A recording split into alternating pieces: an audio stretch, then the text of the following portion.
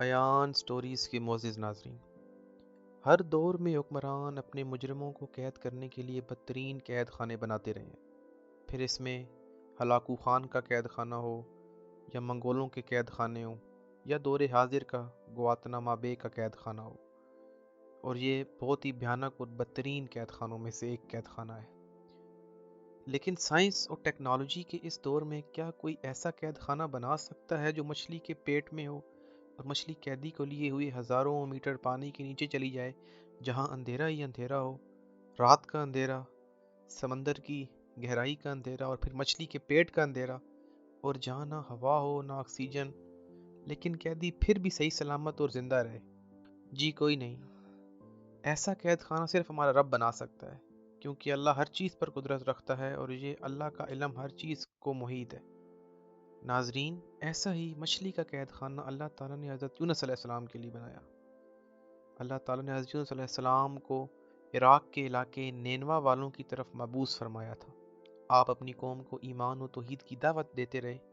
لیکن جب آپ کی قوم آپ کی لگاتار تکذیب کرتی رہی اور کفر پر اڑی رہی، اور ایک مدت کی تبلیغ کے بعد جب آپ بالکل مایوس ہو گئے کہ قوم ایمان لانے والی نہیں اور عذاب الہی کا وقت قریب آ گیا، تو آپ اپنی قوم کو 3 دن کے بعد عذاب الہی کی دھمکی دے کر اللہ تعالیٰ کی اجازت کے بغیر وہاں سے نکل گئے اور مشکل سے دوچار ہوئے۔ آپ عذاب الہی کے خوف سے اپنے بارے میں حکم الہی کے انتظار میں صبر نہ کر پائے اور چلے گئے، لہٰذا اللہ تعالیٰ نے آپ کو مچھلی کے پیٹ میں قید کر دیا۔ اس پر اللہ تعالیٰ قرآن کی سورۃ القلم میں فرماتا ہے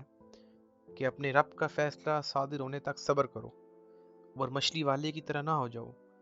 جب اس نے پکارا تھا اور وہ غم سے بھرا ہوا تھا۔ ایک اور جگہ پر اللہ تعالیٰ فرماتا ہے، مچھلی والے کو یاد کرو جب وہ غصے سے چل دیا اور خیال کیا کہ ہم اسے نہ پکڑ سکیں گے۔ لیکن ناظرین،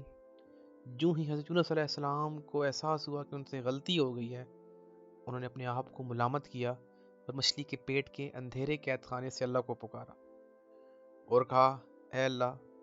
تیرے سوا کوئی معبود نہیں، تو ہی پاک ہے، بے شک میں نے اپنے نفس پر ظلم کیا ہے۔ یہاں پر ایک بات قابل غور ہے، حضرت یونس علیہ السلام نے اللہ کی قید خانے سے رہائی کے لیے توحید باری تعالیٰ کا ہی سہارا لیا اور اللہ کی ہی پاکی بیان کی۔